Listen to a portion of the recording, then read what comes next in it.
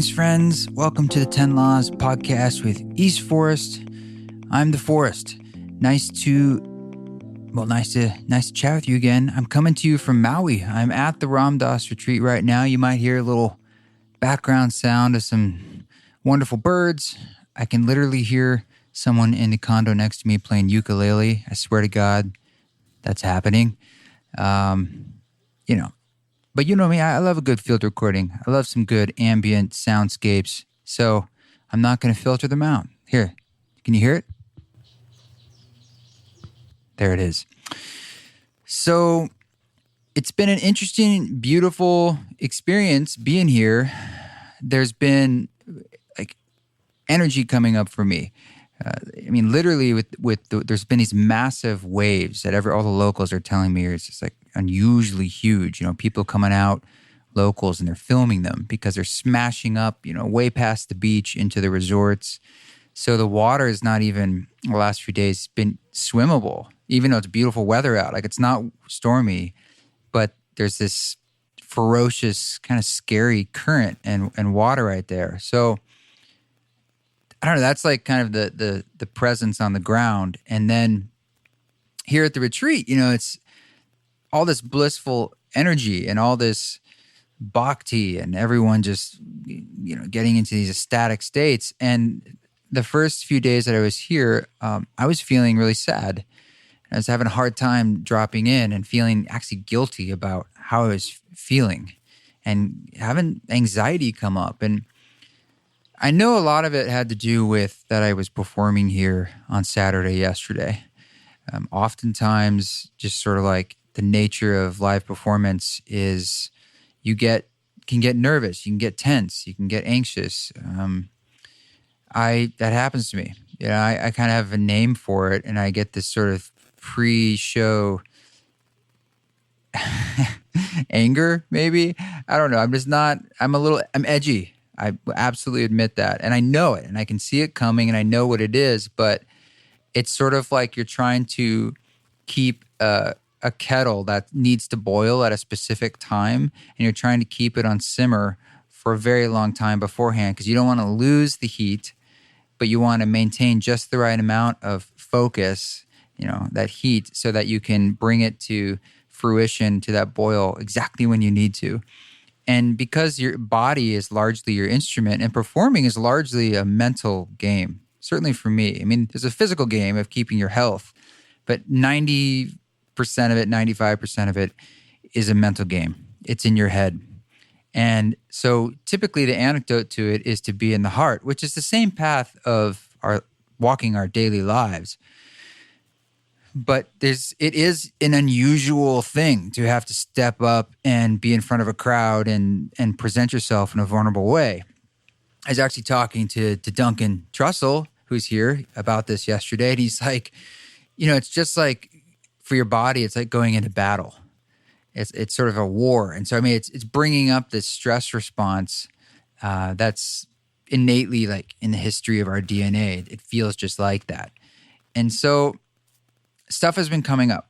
And what was making it worse is that I was inside this container that was people full of bliss. And the contradiction of that is what made me feel guilty. And, I was like right before the performance, maybe an hour before, and I'd set up and I was just kind of waiting. I was in the lunch area, and someone came up to me, or was to Rada, and was asking about live streaming and like where to put a tripod or something. And I couldn't believe it. I actually snapped at them. I said something like, I don't want to know about these details right now, or something ridiculous. I immediately, I felt like my body was at like a 9, and my mind is like screaming, what are you doing? And I felt terrible. I immediately apologized to her. I'm like, look, I'm sorry. Yeah, you're seeing my humanity. If anything, I feel like now she and I are closer because it's like, people see the truth of our humanity, which is the truth for all of us. And I just feel like I was really, really feeling this charge. And I was on stage about to perform, and I turned back and I was looking at the giant portrait of Maharaji on stage. And I just kind of expressed to Maharaji, to this portrait, hey, look, I am feeling a lot of energy, and I'm sorry, and I feel shameful, and I'm sorry. And the message I received back was one of, don't fight the river. You are the river. You are always held.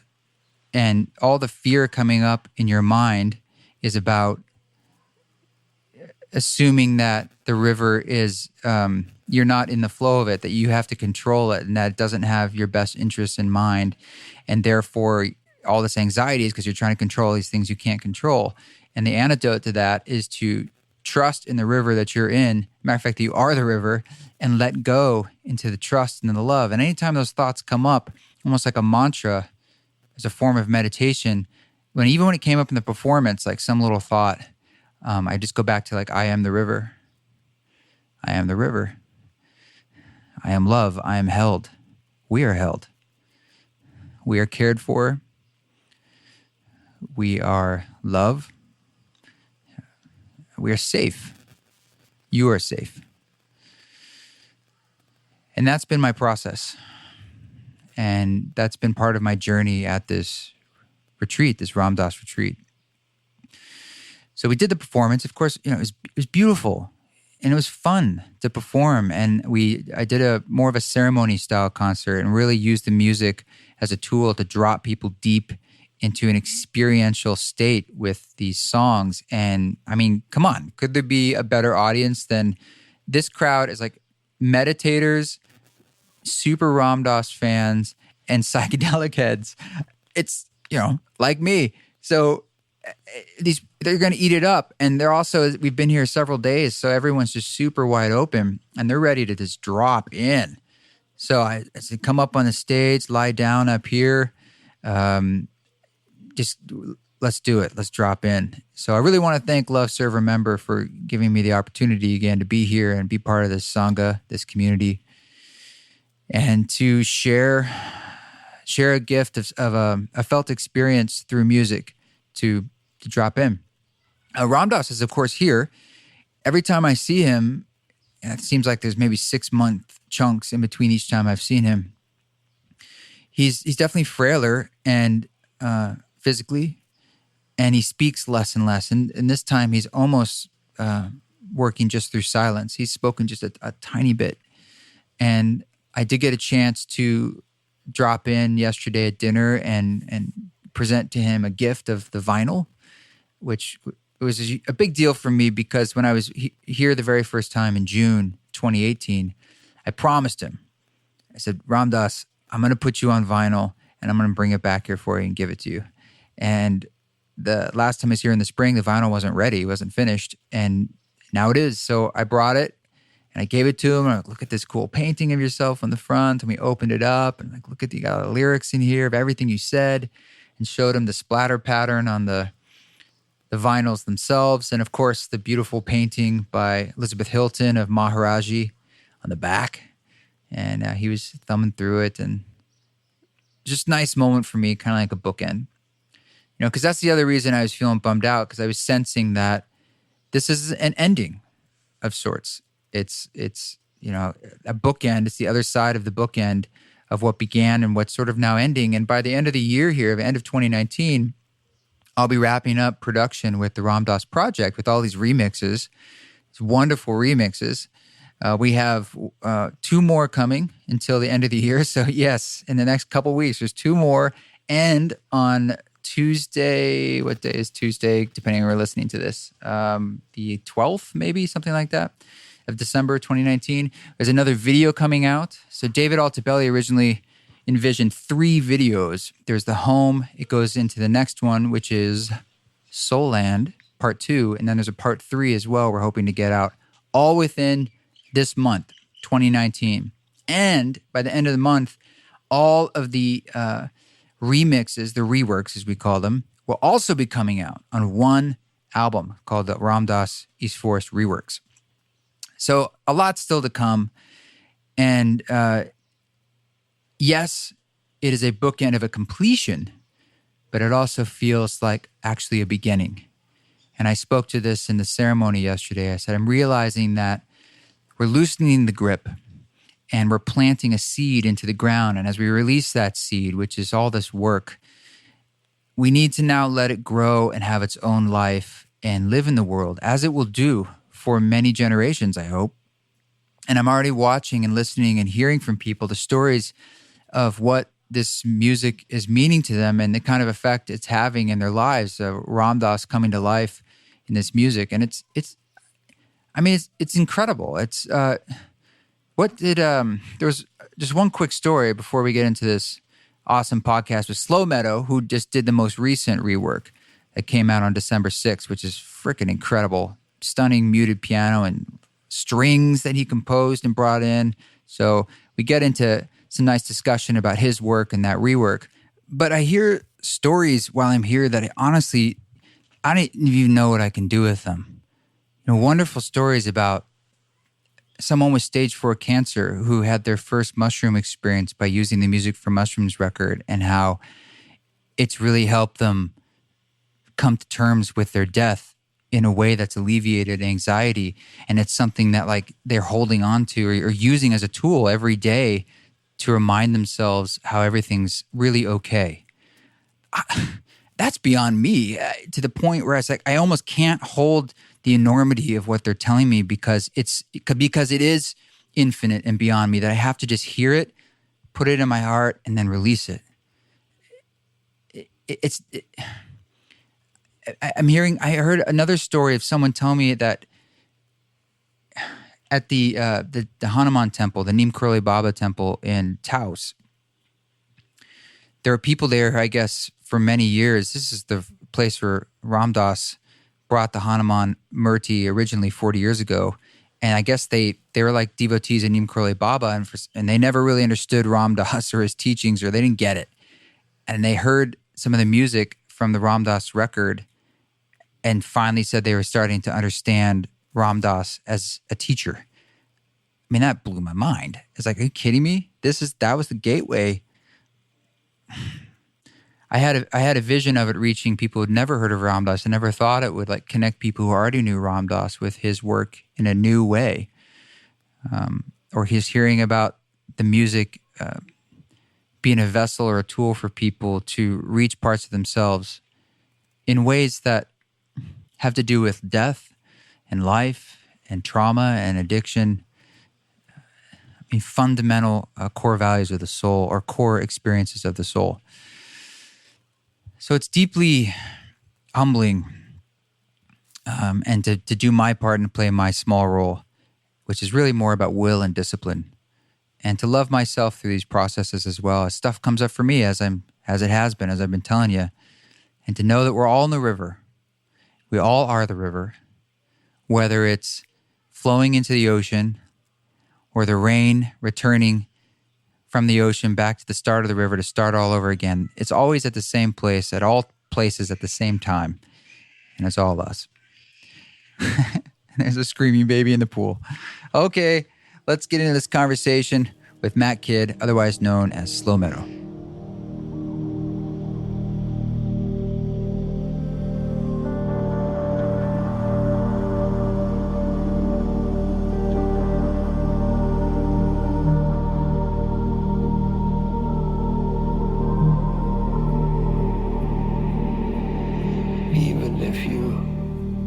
It's snowing here in Boise, Idaho. Are you down in Houston?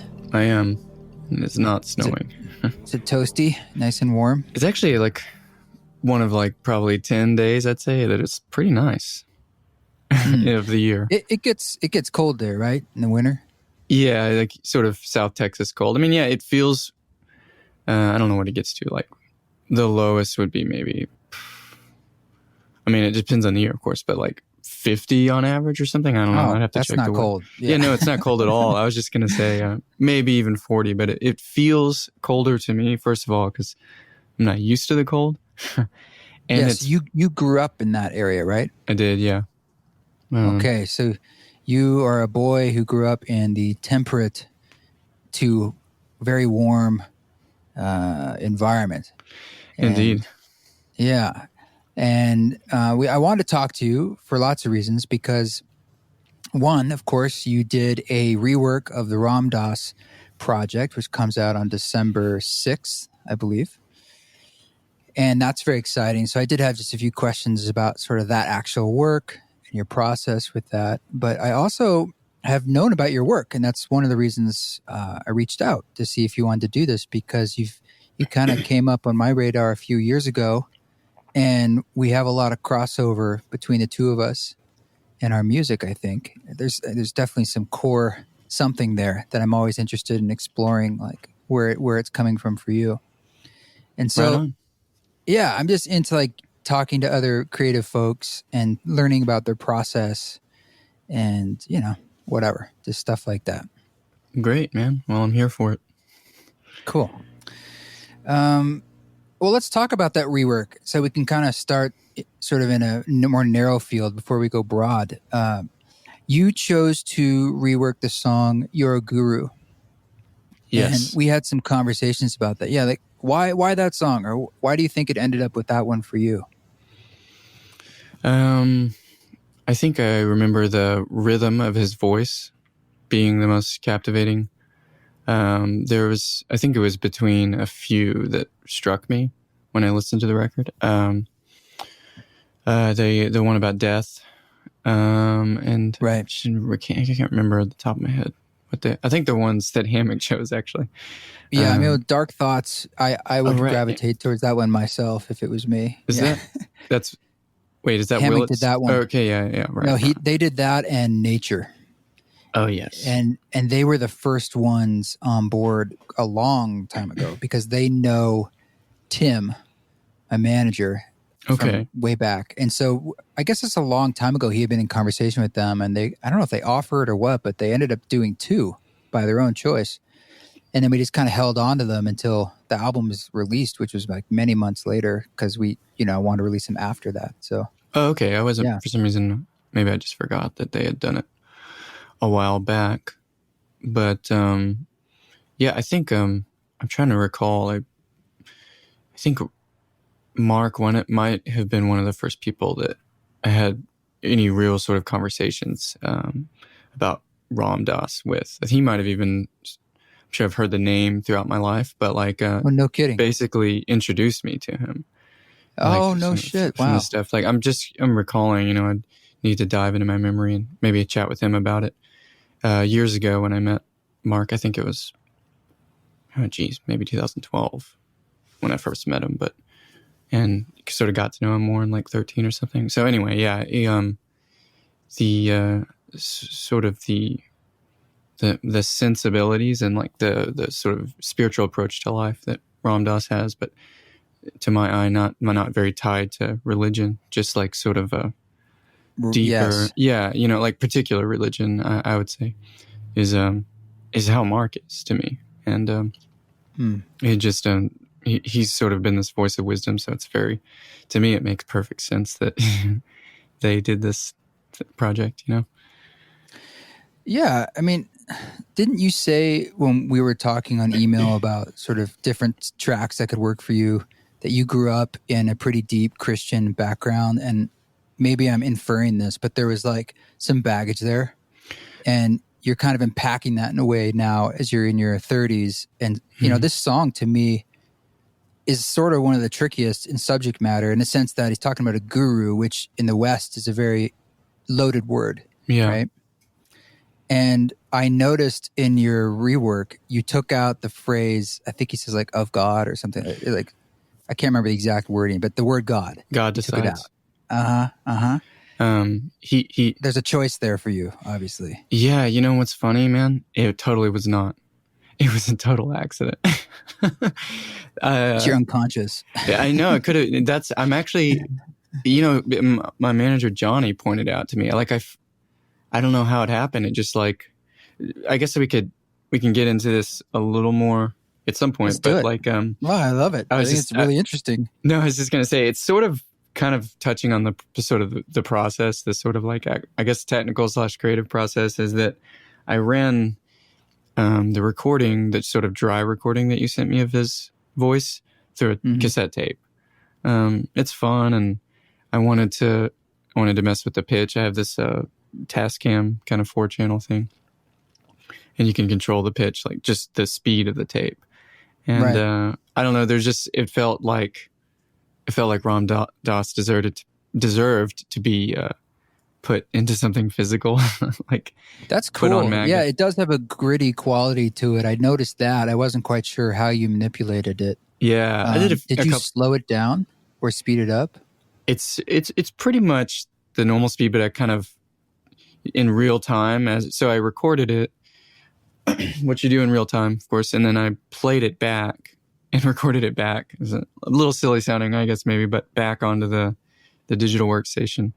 And while Yeah. it Yeah. was the cassette that was playing and the DAW was recording, I was just kind of messing with the pitch throughout. Cool. So the tape was like slowing down, but just sort of slightly.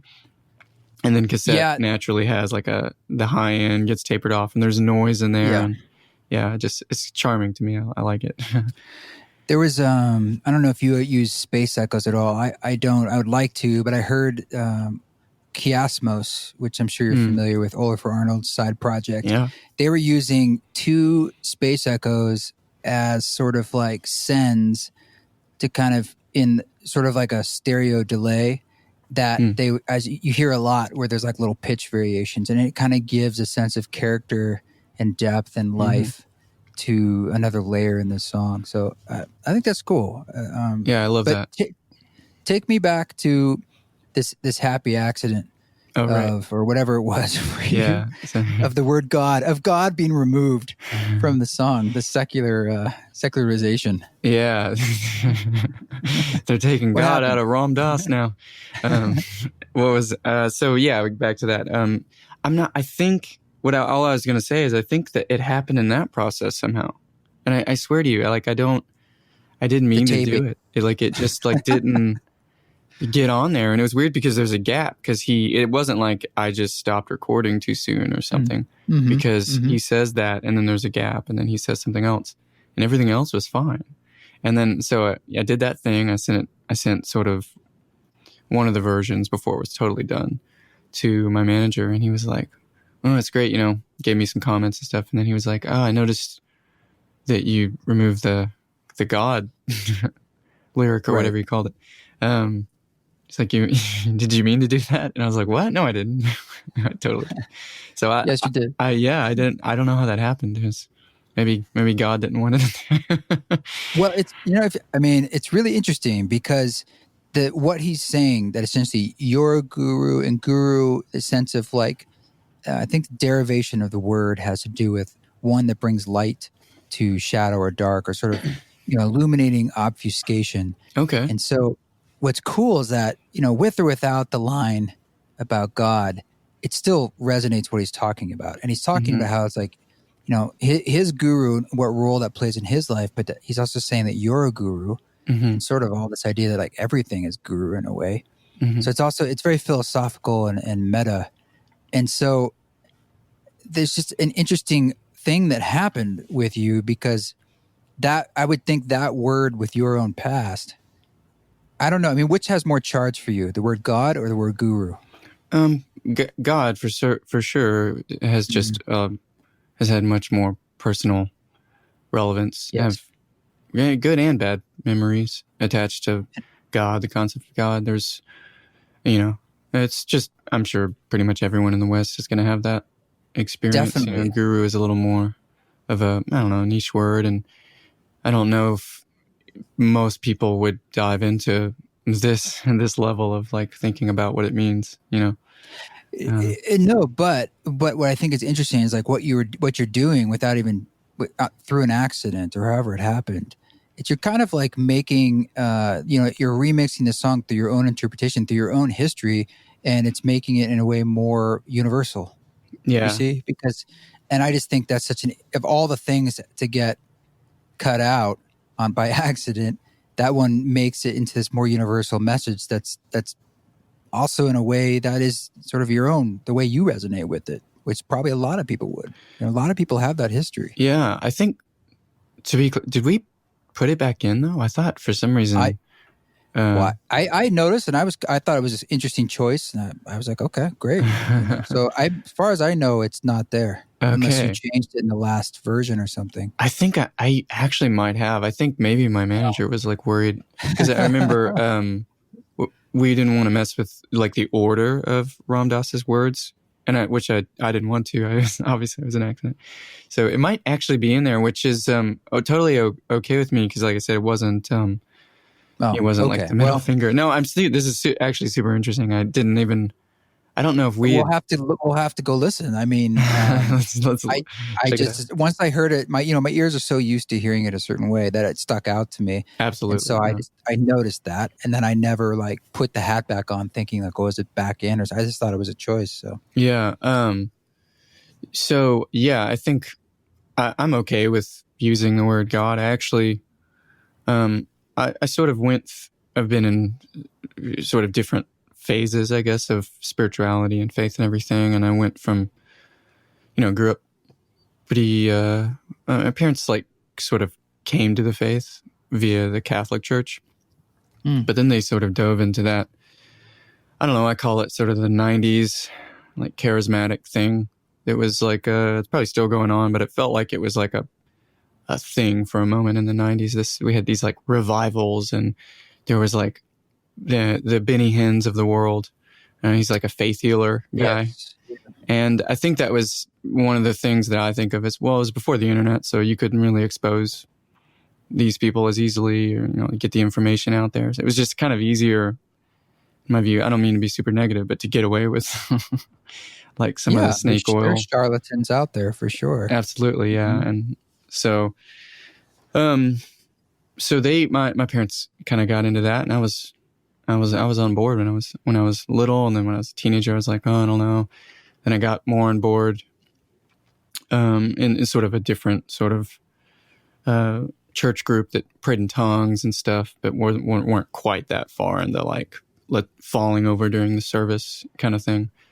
In my early 20s, and I don't know. It sort of, I guess that'd be a long story, but through various events and disappointments and I would say revelations in a way, I kind of lost my faith slowly. And then I went into like a just kind of Sam Harris atheist Dawkins type phase. And I'm sort of epistemologically more or less kind of there, but I've softened quite a bit. I sort of view the word God as like you said it, I think just like a philosophical kind of concept. It's language. Yeah, absolutely. That's what it is, right? Yeah. It's a word representing something ineffable. Yeah, exactly. I mean, I feel like that's as good as you could say it. And it's funny because, the Christian apologists say interesting things like, well, I mean, that's what the scriptures say. The word was God, or word is with God. There's some interesting things to ponder on there that I'm like, I don't just say, that's bullshit. I think that it's like, oh no, that's an interesting thing to think of. The word is God, because God is language, in my head. So That's fascinating. Yeah, well, God is language in your head. Wow. yeah, I mean, I'm using language to try to describe No, I know. God, It's an which interesting idea. What you're saying. yeah, I mean, I do think that I mean, ultimately, I guess to sort of put on the atheist hat, like, God was sort of created via language from man in some sort of way, but it was a way of making sense of the world, and both externally and internally. You know what I mean? There's mystery everywhere, and I think other religions don't use God. They might use like the Tao or something, sort of like the one, something unifying. They all seem like ways of bringing down in octaves or bringing down the frequency into something that's more tangible and physical and 3D, like language in a sense. And like, how do we take these broad ideas, these overarching overtones in a way, and bring them down into like, what's the root frequency so that we can just distill it to people? Like, don't covet your neighbor's wife, don't steal, don't kill. Just do this. I mean, forget the philosophy. When in truth, it's like that's just sort of like the marching orders or where the boots meet the ground. But everything else, just like there's every overtone to a sound. It's all there. Yeah, I like And that. you look around, it's everything, Yeah, every damn thing is just part of creation. And it's just, I feel it in my bones. It's like, it's all just this thing that we're inside, and yeah, there man. is no escaping it. There's no out. Yeah, there really isn't. I think that's well said. There is no sort of escaping it. Like if you call it God, or if you call it something else, or I don't know, you might call it like, you might go Carl Sagan and like it's the, your say words phrases like you're stardust, and like you came from simpler elements, and like I don't know, it There you starts to go. feel like See, that's freaking true, though. I mean, that's so crazy. That is like irrefutable that the atoms in our body originated from supernovas. yeah. I mean, it's crazy. I mean, and in some ways, the fact that not that we can see the stars, you just look up and you can see that, Mm-hmm. and that we can use telescopes to see further. We're just seeing things, and it's just showing us right there with our own eyes the vastness that's beyond anything you could ever even. You literally can't imagine and hold in your head what it really is, and it's just right there in front of you. You know, Yeah. it's not a mystery; it's right there. It's Yeah. incredible. Yeah. It's not it's a different kind of mystery. Yeah. I totally see what you're saying. It's also playing with like your sense of time and everything. Cause I mean, those stars some of them are probably burnt out. Totally. Like you're just catching the light from them. And it's just, yeah, I mean, it's just, you can hurt your brain if you think about it too much. But if you sort of like just I don't know, there's a way of like allowing it to be somatic instead of intellectual. Like you can just feel that, like if I that love makes that. any sense, you know? Um, Well, that's a good, if I may, that's a good segue that I wanted to ask you. But oh like yeah. this, what we're talking about, there's a bit of a reflection of it in your music, maybe a Hmm. lot. I mean, maybe I'm reaching too far, but I sense and I Reach. hear.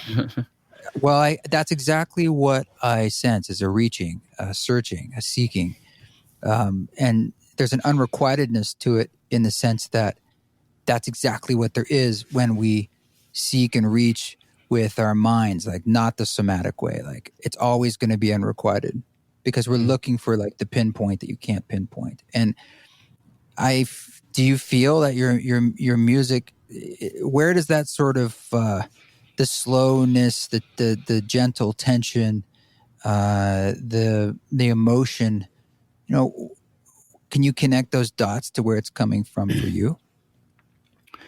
Oh man.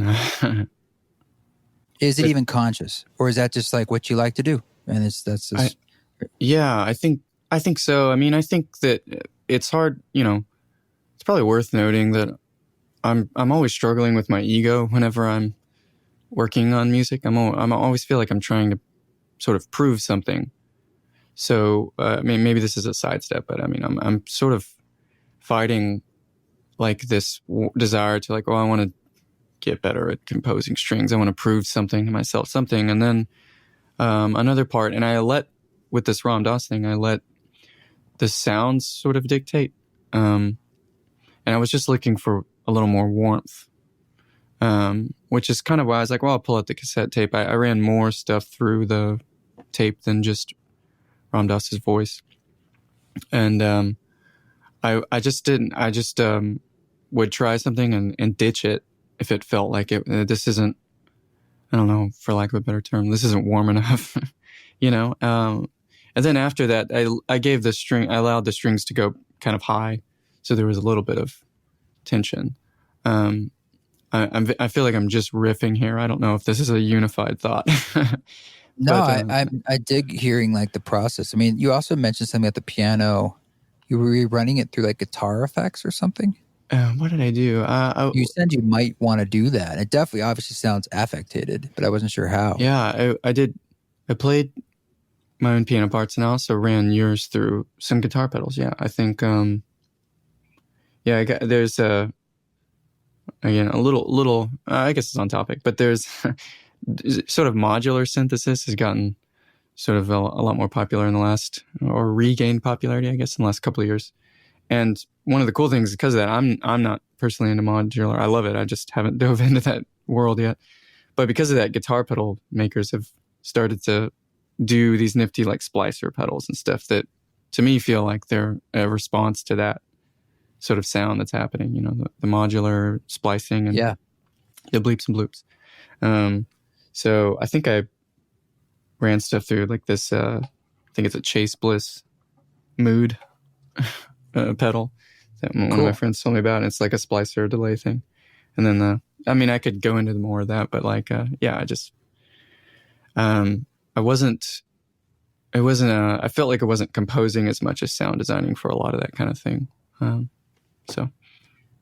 Yeah, it's interesting because like the song Ram Dass kind of says his piece, and then there's this atmosphere that continues for a while, like, I don't know, 4 minutes, 4 minutes, which is really cool. It kind of just goes into another space. Yeah, I like that. Thank you. That's kind of a product of, I couldn't decide. I think there was a sort of piano riff that in that part you're talking about that just pops up there, and then the song sort of ends on it. And that was actually, for some reason, I heard it as a choir kind of sound in my head, but I didn't record any voices really. So I just played this melody in my head. I was like, I was going to sort of build a song around it, but it didn't, I don't know, for some reason it didn't feel right, but I still wanted to include it. So I just gave it like a B section. I don't know, a second half. Cool. That was maybe just because he's not speaking there anymore for like, what is it, 3 minutes or something? Yeah. Sort of a space to think about it, let his words maybe hopefully penetrate a little more, to the listener. Yeah. Sure. So I guess I was introduced to your work through Hammock technically. Okay. But you have a pretty close connection, as you mentioned early on, with Mark and Hammock, which is a duo. I'm not quite clear on like how that started or what that relationship is. Could you just say a little bit about how you guys connected? And because I know they released some of your work on their label that they started. Yeah. I'm still on the Hammock Music label at the moment. We both, he also came from like Christian background and did Christian music. So we had connections from that. I was, for most of my career or whatever, was either like playing adjacent to or like in churches or with Christian artists kind of touring and stuff. And I played with some pop artists and like other like rock kind of stuff as well. But I was that was my bread and butter for a while. And because of that, we had a couple of mutual friends. Some friends here in Houston had written some songs with some people up in Nashville. And Mark is a songwriter, as well as the brilliant Mark that we all know him for. And he's written for lots of things, but he also had written in the Christian scene and in the Catholic thing, which is a little different. But yeah, so we just had some mutual friends. And I got into Hammock in I don't know, late, probably 2007, I think was whenever I first listened to Canonic and had kind of helped me with some anxiety.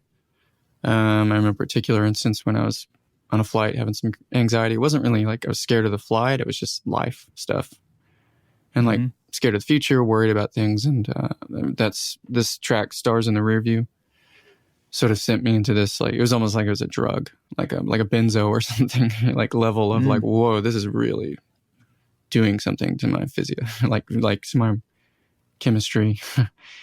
So I just, and I had several other sort of points of connection with Mark's music and then from that other ambient music. So I just really admired his work and him. And then I found out we had mutual friends. So I had reached out to him for probably a good year before he finally responded. And as you can imagine, Hammock's pretty popular. He gets lots of people wanting to get in touch with him. So you just like emailed him? Yeah, I think I just emailed him, and then I would bug my friend, hey, can you like maybe like say, I want to meet up with him.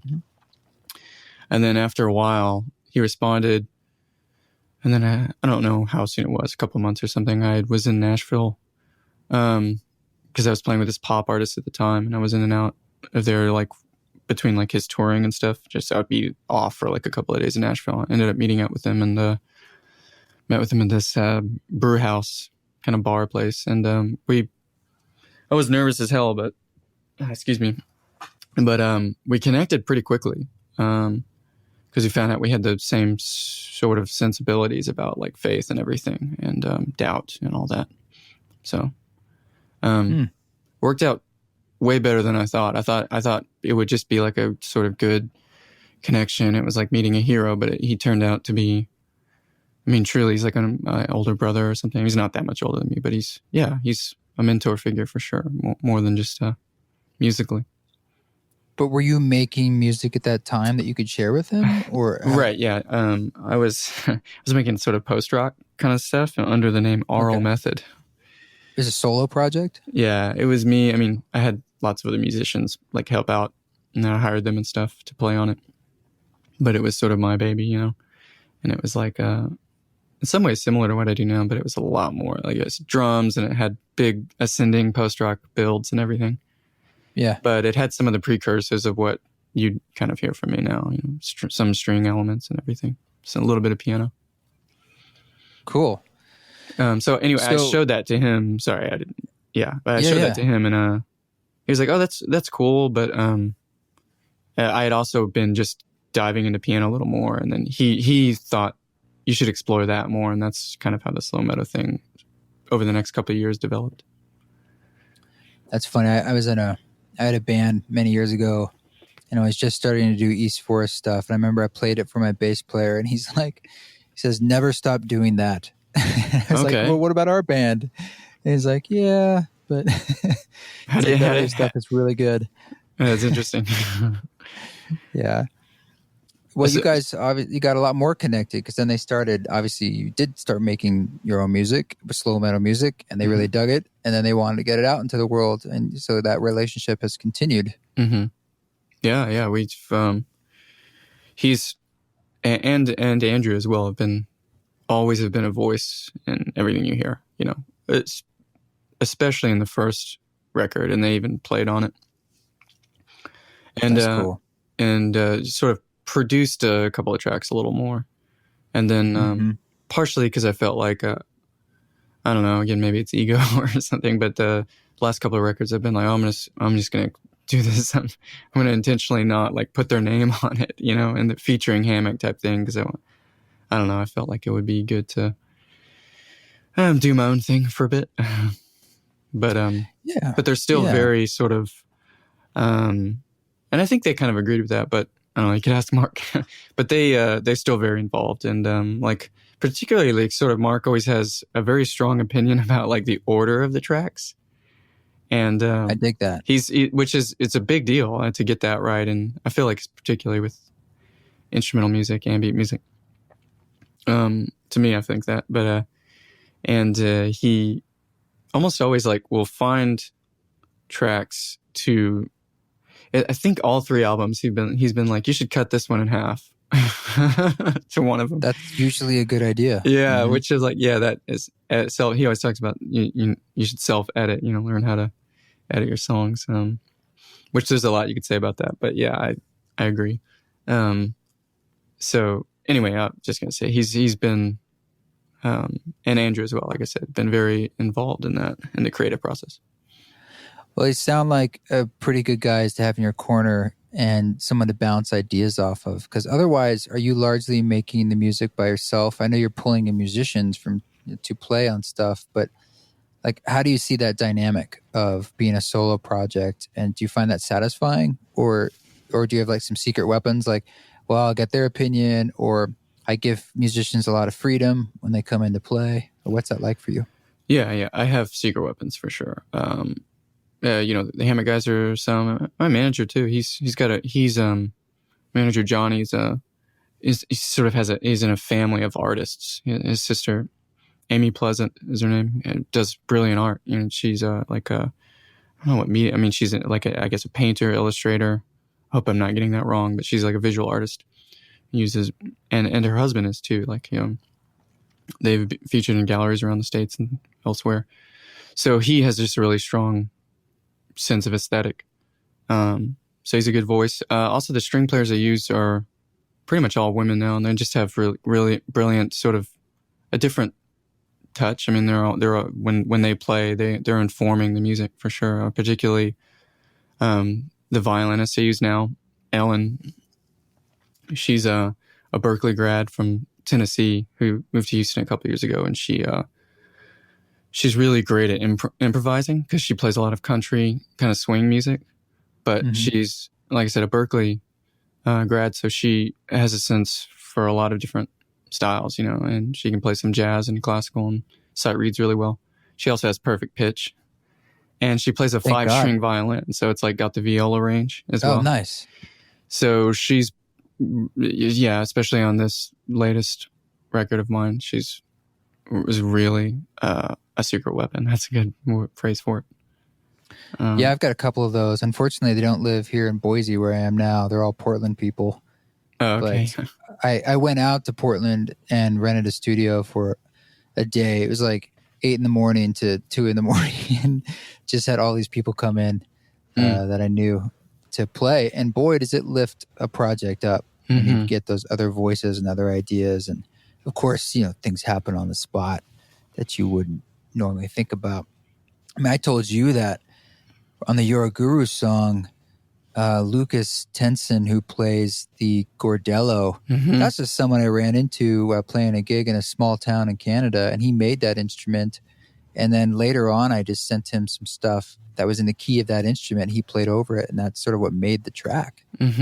Initially, was that interesting sounding, almost Middle Eastern cello-y thing. Yeah. The gordello. The gordello. Did he make that word up? Yeah, because it's a gourd. He makes choras as well, which are gourds, and so I guess he's decided to try to make a cello too. I need to see a picture of this at some point. Well, he's got a website. He sells these things. He's just a guy up there making choras and other interesting instruments. So let's see. I'm gonna pull it up while we're talking. Yeah, sure. Because it's worth getting it right, and it's Lucas. I mean, if I remember, it was Tenson. I'm probably getting this wrong, but gordello, and it's like outside Montreal or something like that, where he is. But it's an interesting sound. Yeah, it definitely is. I mean, I think even people, non-string players and whatever, would probably tell there's something different about that. I mean, it sounds like a cello, but not totally, Maybe if it was distant enough, you might think, oh, it's just a cello, but it's definitely got a unique sound. Well, I love that stuff where, it's just like, it's like you said, it's a little different. And you're just, so maybe you don't know off the top what it is, but it just like when you ran him through a tape player, it just gives it, there's layers of character there, Absolutely, yeah. I mean, I think, yeah, there's like something ineffable about that, maybe, like you said earlier. Yeah. It is Lucas Tenson. Tenson, okay. And I'm sure it says here he's a multi-instrumentalist and so forth. I'm sure he's got a site. And he's in Waterloo, Kansas. There he is. Waterloo, Kansas. It's not a quick website to pop to. But you can find him. And I'll put it in the show notes down there. Yeah, cool. Look for the link. Yeah, I'm definitely going to check that out. It was a cool sound. I screwed with that sound quite a bit, actually. It's pretty different in my version. I ran it through the tape. I could probably pull it up and play it. It's probably still on the cassette tape, but and then I did other sort of, I don't remember what I did to it, to be honest. I definitely slowed it down because my thing is in a different key.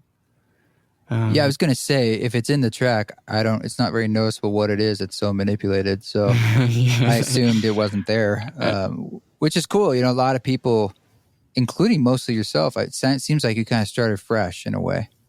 Just kind of created a new track. I deviated more than I originally planned on it. I went through several iterations pretty quickly, I guess. But one of the reasons I switched to, I don't remember the original key, but I switched to B flat was I had written this piano piece sort of like a year. I didn't even know it at the time, but it was like, for some reason it popped in my head. Whenever because I just sort of got his voice that you sent me, and I played it back on my phone, like just by itself. And I just sat at the piano, and that was how I started, kind of, whenever I was like beginning to compose or whatever. And for some reason, there's this one piano piece that kind of struck me as like, I don't know why this seems like it's working. And then I looked, I work late at night a lot. It's probably like 2 a.m. or something. And I went to bed, woke up the next day, and I realized like a year to the day, I had written that piece. That's very cool. So, and I didn't even use like that piece per se. It just sort of a springboard. I was going to use it. And then, like I said, I went through all these different iterations, but that was why I chose the key. I allowed myself to just go with that.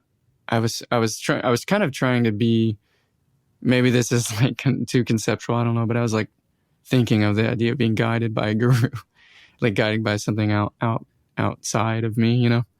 Well, I'm glad you did, because I think that's a great way to approach that track. I mean, if you're going to be remixing a song about Guru, you might as well say, I'm going to open myself a bit up to something larger than myself. I mean, why not? I wanted to just allow that to be the case, you know? And because sometimes I'll totally shut myself down and be like, oh, that's dumb, you know? That's like an excuse or something, you know? Like I feel like I'm being tricked by myself there. I'm lying to myself. And I think I hesitate because I believed some weird stuff that wasn't true and in fact harmful to me in the past, because of religion, I'd say bad religion, you know? You don't want to be taken advantage of. And that is the main baggage people have when they hear the word guru. It's just that. Yeah, it's like, really I don't want someone lying to me. I don't want someone, what if I'm being, bamboozled here? No one wants to be fooled, man. No one does. And that's the main thing, because there are plenty of gurus out there who or use that word for themselves, and then they go and they sleep with everybody, or they steal your money, or whatever. Because there's humanity in them, can't be overlooked in a lot of ways, or overtakes maybe their own message. Yeah, I wonder if that word has actually just been tainted way too much, and maybe because I feel like entertainment, like movies and stuff, will seize upon that, or I don't know, there'll be documentaries about exposing cults and stuff and people who call themselves gurus. So I think, perhaps that would. It very much goes against the American mindset of personal freedom and happiness. And so the guru is sort of like the perfect kryptonite in a way for the American individual. That's why it's not part of it didn't come up in our culture. It's from another culture. Yeah. And we're just adopting it because we're bereft spiritually. We're just looking for answers. Yeah. And maybe that's why those that are less honest feel it's a good way to take advantage of people, because it's not from our culture and it's exotic, and some people might just be struck by just that sort of thing, looking for something. They're dissatisfied with their current situation, whatever. It's like when you bring guru to the West, you're essentially mixing religion and power with money. And that's always a bad, we see that. You saw that you were talking about before in the heyday of the 90s with Christianity and the Benny Hills and stuff. I mean, that's just money, and it corrupts. Yeah. It takes over your mind. Yeah, it can. I'm sorry. I think you just said Benny Hill. Isn't that British comedian? Or not Benny Hill. Sorry, I had to. Should I say this? Isn't that Benny Hill? Very well, maybe. I'm thinking like, who's the guy on TV Benny with Hinn. the big hair? Benny Hinn. I don't know if that's who you're talking about. Benny Hinn is who I said earlier. He's like a faith healer that. I don't know. Anyway, yeah. There's a lot of those kinds. I was talking about just a second ago, like not wanting to be fooled. And just as an example, I used to believe in sort of like actual demons that hated me and wanted to possess me and stuff. And it came from my teen years. My parents read this book called Turmoil in the Toy Box, and there was like a couple of editions of him by some guy, and it like talked about how, you know, if you had toys in your house, it was allowing demons in and stuff. And it gave examples like, pretty sure this is from that book, but like Cabbage Patch Kids had like demon names. Like they had like odd names, and that's because they were demon names. And if you get this, if this Cabbage Patch is in your house, you're gonna get sick because that's the demon of infirmity, whatever the word is. So I believe that stuff, and I had nightmares when I was a young adult. I'd wake up, like my throat was tight and chest and stuff, and I was like, oh my God, it feels like hands are on my neck. There's demons choking me. I literally believed all this. Patch Kid, yeah. Yeah, that's sort of a separate, we didn't have Cabbage Patch Kids at this time, but I mean, those ideas were just sort of in my head. And I'd have these frequent enough for them to really sort of like mess with me at times, you know, nightmares and wake up, just weird stuff. And then like when I still lived with my parents, probably 17 or something, they would like anoint me with oil. And of course I'd feel better when they'd put their hands on me and comfort me, you know, and I was like, oh, that's God, you know, chasing the demons away. But I was just plagued by these things. And then, you know, it turns out I'm just having panic attacks, you know, as anyone could sort of guess, you know, like the tightness in my chest, everything, all that stuff. I still struggle with that every once in a while, not so much now with panic, but I did like 2017 pretty bad. I couldn't sleep and stuff. And it was just, they would come in and out. And I feel like I sort of learned how to actually face them and cope with them via sort of therapy. I had some drugs for a bit, some pharmacological help for a bit. And, you know, sort of dealing with family of origin and all sorts of issues. And so to me, that's the contrast between actually sort of, you know, unpacking something, you know, that's like some emotional baggage or whatever versus like wave a magic wand, essentially, you know, pray demons, you know, whatever. I often feel that sort of the setup you have, you know, the playing field, so to speak, of your life, like the one you have, one we all each have, is uniquely perfect for the journey you're on, in the sense that like there's probably a connection too between that anxiety you're feeling and why you're making the music you're making. Like that form of creativity and how you're expressing it, it's a balm of sorts. You know, and that's part of your path. And so it's all like this web of connectivity, and how that becomes like a gift that you're giving to other people. I mean, it's beautiful. Yeah, absolutely. Like tragic in some ways, but beautiful.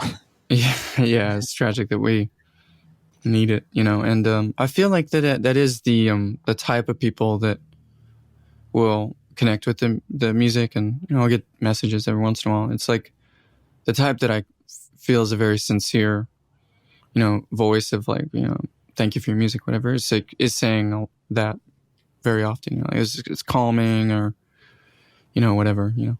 And it feels like a weird flex, I guess, to say, but it also feels jarring for me to get, because like sometimes it's a source of anxiety to create. You know, like I said, I'm struggling with the ego and whatever. But so I'm almost can forget that in regard to my own music, you know. It's the nature of creative process too, right?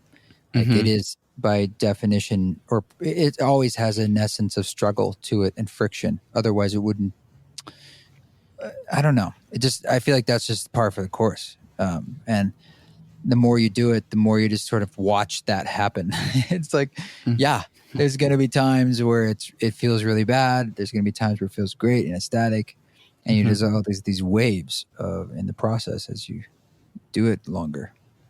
Yeah, I will say doing this was less so, because I think partially because I did it in like, I think 2 weeks. So much quicker than I do a lot of things. And I was really grateful. You know, I had some busy schedule, time constraints, all sorts of stuff, but it was really, really good in that sense. It felt like I was saying earlier, I felt like I was just going to let things that felt like they were coming from the outside guide it a little more. And that was really refreshing, you know. I felt like I was actually flexing a little less with this track, funny enough. I'm pretty happy with how it turned out. And yeah, it was very calming running Ram Dass's voice through the cassette and hearing it. Yeah, that way. It does sound calming. And I appreciate you doing it with the time constraints and Do you think that there's something in that process of working quickly and, as you put it, flexing less that you might take into future work, or did that just feel like that was the I, moment in time? no, I literally thought that I should learn from this, doing this track for sure. Or maybe just the next. I feel like I'm always sort of playing at my limit. Which maybe that's all artists in some way. What do When you they mean make by an that? album, Playing at your limit. um, I've never, as far as Slow Meadow goes, I've never made an album where I'm comfortable playing the piano parts. By any means, I'm always like sweating bullets if I have to play them in front of people. And I mean, I could go back and play. I mean, you can sort of see. I think, well, maybe not so much this third one. I don't know if you can tell, but anyway, to my ear, you can sort of see like, oh, he became a piano player in between these years, or at least the piano player he is now. The first album, I could play like block chords, and I just spent hours learning what I could on piano. But every time, like for example, we went to, I recorded in this studio in El Paso from the second record, Costero. And so I was playing piano in like a expensive studio with expensive mics and like 100-year-old piano, like with several ears listening. And it was just nerve-wracking to me. You know, I could go back and do that now comfortably, but it's like I wouldn't want to. I always feel like I need to be doing something that feels like I'm struggling. I don't know what that's about. I don't even know if I was conscious of that at the time. Well, struggle is good. Sometimes that kind of pressure is good. Sometimes it's not. I mean, for me, that would be a hard environment to create from, but it might be an okay environment to perform in, which are Yeah, I don't. different processes. I think you're right. I'm not so sure how I feel about that whole thing. I think it was good ultimately. I mean, it was great. You know, there's some. I wish I could go back now. I was like, oh, I could do that so much better now. You know, but anyways, I felt like I was. I don't know. I was just pushing myself in some kind of way. Maybe it isn't obvious in the music. I don't know if it would be, but as opposed to, I know I just have some friends who do different styles of music or whatever that they're playing. The whole point is like you should be not playing at your limit. Like you should be playing in your comfort zone so it feels at ease. And I think there's a lot of merit to that. But so yeah, I don't know. I guess Funny, I've never thought about that. I've always just sort of like sometimes something wants to be played, and if you can, that's where it goes. And if you can't, it probably won't go there. And I mean, in a lot of ways, the limitations of my own playing, the simplicity of it, is because that's what I'm capable of doing. But then that can become an asset, right? It's like painting with the colors you have, in a sense. Yeah, absolutely. Well, I was going to tell you that for me, I've noticed that I appreciate not always being in some expensive studio unless I'm there for a very specific task. Mm-hmm. But for the day-to-day creation, I need that sense of looseness and nonchalance. So I prefer like right now I'm working on setting up a studio here in Boise at my partner's place. That's like a new space. And I'm just trying to make it something that is professional, but casual for me to just kind of come and go, as opposed to like I'm going now across town to work or whatever. And is for you, do you just work at home? Like, do you have some instruments there that you try to track? Yes. Or what's the process like for you? Or do you have a dedication to that, like using instruments? I mean, tape players, right? That's yeah. The Tascam thing was acquired like a couple months ago. Most of my life, or most of my music life, I was a guitar player, so I have a couple of pretty nice guitars and like amps and stuff, and I'm just a sucker for a real live tube amp, so I'll run stuff through that, and I have a collection, I'd say, of gear, and things were pretty good, the last couple of years, so I acquired some microphones and stuff. I have some pretty good ribbon mics and junk. Got a real piano last year, and so I built up a little space right now. We're renting a house that just has this converted garage that's like the biggest room in the house. Good place to sprawl out and make a mess of and create in. So I've done that sort of intentionally. I wanted to at least try to work at home and have a place of focus. And so I think that's the way I prefer. I'm kind of a lone wolf worker most of the time, and I do prefer that. Although I value. Maybe I'm starting to feel like maybe I should work in real time. Like maybe the next record will be a live record. It's just thoughts that go through my head, you know, and I'll do it somewhere where there's like a risk reward kind of factor to it. But this whole last year, yeah, I've been just countless hours, like playing a part, replaying a part, you know, running it through this effect, you know, that, whatever. It's just months on just a few sounds, honestly. So I think that's good, but I don't know if it's sustainable, to be honest, man. I think I might work too long on things. You said there was something you enjoyed about the deadline and the quickness of the process with this particular rework. Yeah. And that's your own guru speaking to you, that there's some medicine there of like, wow, that's exciting to you and interesting and maybe liberating. Yeah, there you go. You're saying it. Well, it's you saying it. So I'm just reflecting back what I'm hearing from you. So maybe that you opened yourself up to something bigger, and that's you, the guru, saying, here's the next step is like, you know, speed it up and lighten up. There was an acting teacher I knew, and pretty much the only note he'd always give to people was faster and louder. And it just made them think less, and usually the scene would get better. And I'm not saying you have to be louder. But yeah, he didn't actually want faster and louder. It's just a use of language that evoked. Yeah, quit thinking. It's like, go faster and quit hiding, quit mumbling, just speak a little louder, make choices. But you can't say quit thinking. That doesn't work. No, but there's tricks. And in some ways, if I tell you, hey, man, I need this by Friday, you're just like, all right, I got to start just making some choices. I don't have the luxury of months. Yeah, no, I will absolutely take that in, you know. I was helping out another artist with the rework that's coming out hopefully after yours. We're just doing a few more before the year wraps up. And he wanted me to help. Everyone's process has been different. Like yours, you were just doing it and you just sort of delivered it, which was awesome. And we talked about it a bit, but he really wanted to talk about the process, and I would Skype in when he's in the studio. And then I was sort of helping him produce, and I'd sent him ideas. And then he ended up just sending me some stems and was like, okay, now you do stuff to it. I'm like, oh, okay. But I was traveling. I was in China. And I did not have much time because we had a particular deadline that I was trying to meet. And dude, I had like maybe a day or two, and I was on the road in a different country. You know, Dropbox doesn't even work. I was talking to you too when I was there, and I couldn't get anything to work. But I think what came out of that was really cool. Like, I'm really, really pleased with the song, and there's something there about just flying with it, seat of your pants, and being like, I don't know, I'm just gonna roll with that for a bit. Now I'm gonna add some other stuff, and then maybe the next day you're like, that's actually kind of cool, you know. And maybe that's something I would have like belabored for forever otherwise. Yeah, man, I'm glad to hear that. Can you say who the artist is, or that you keep that?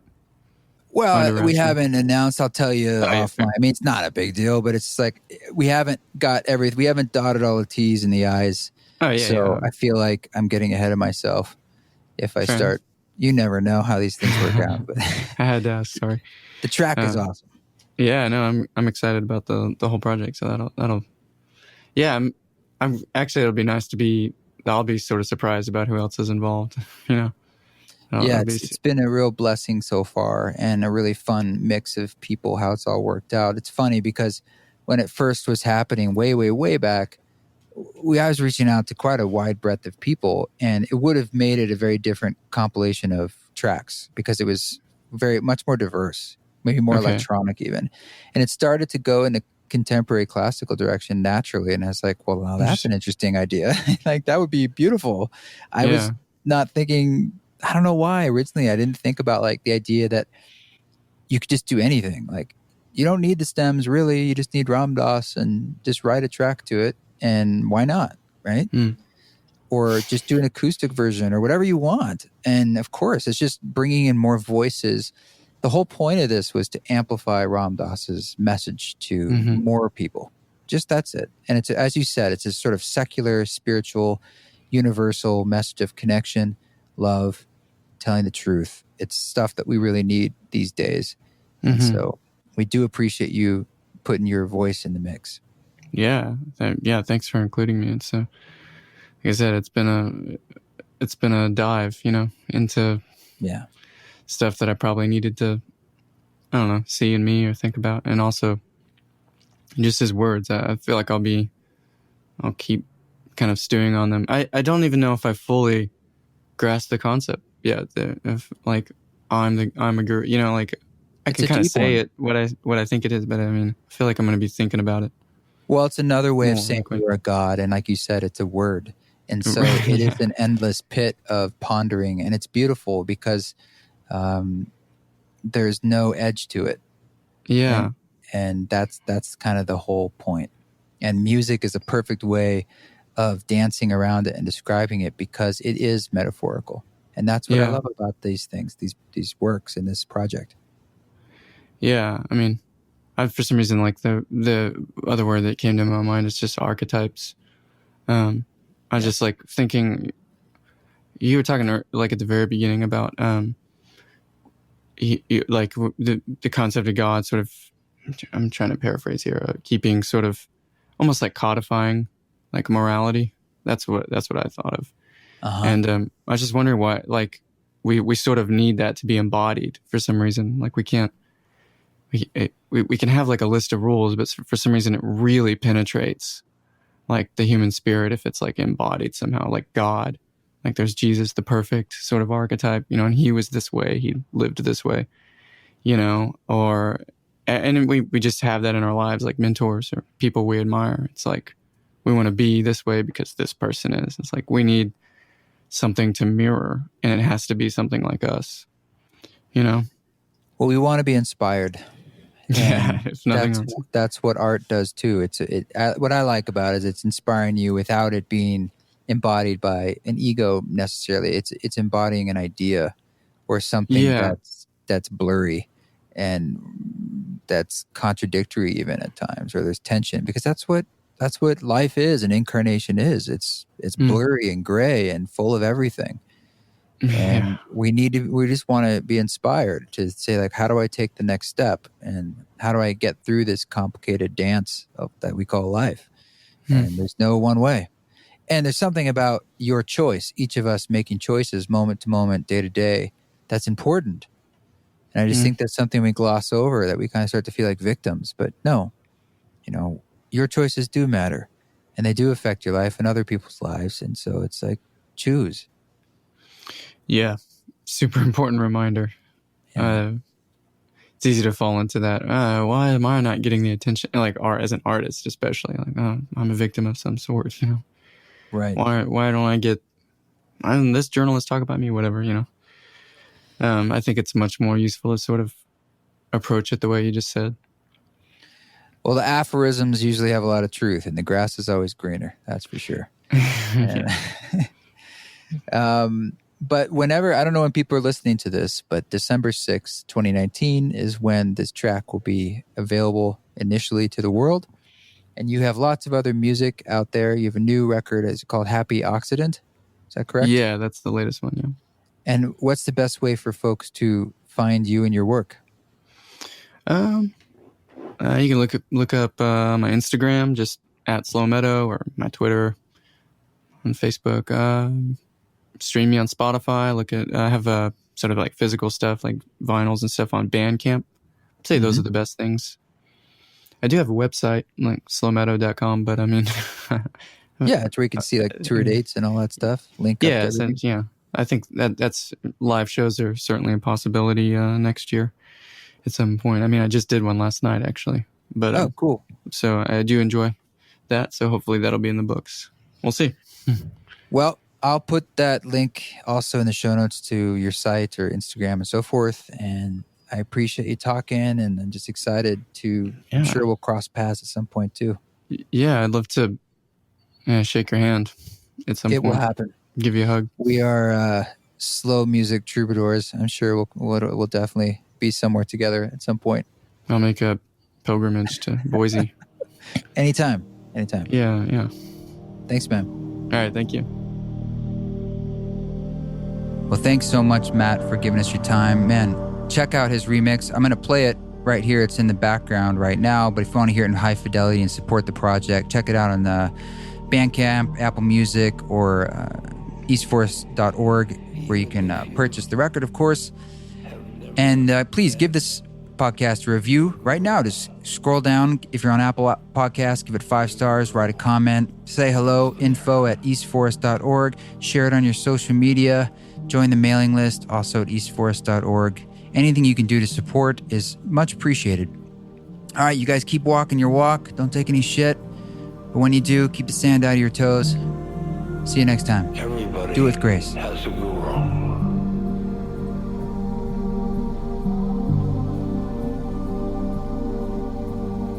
If you don't think you have a guru, I'll lend you mine.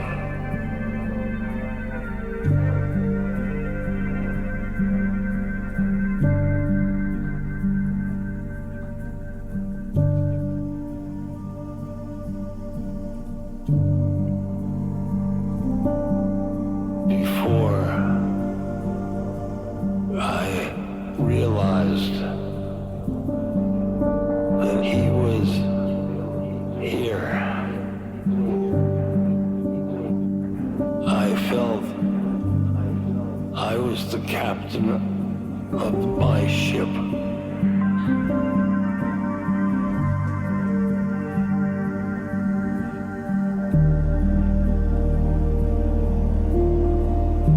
Now,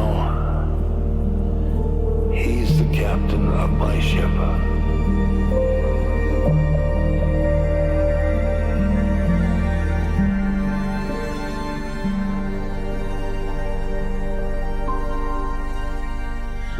I surrender.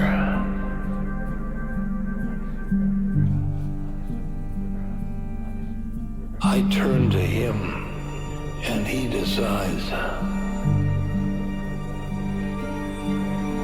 And God decides.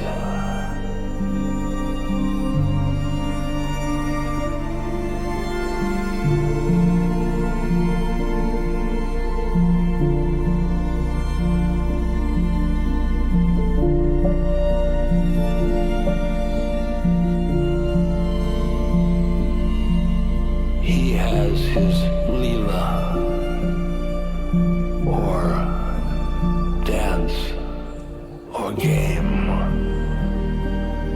And I'm part of that dance.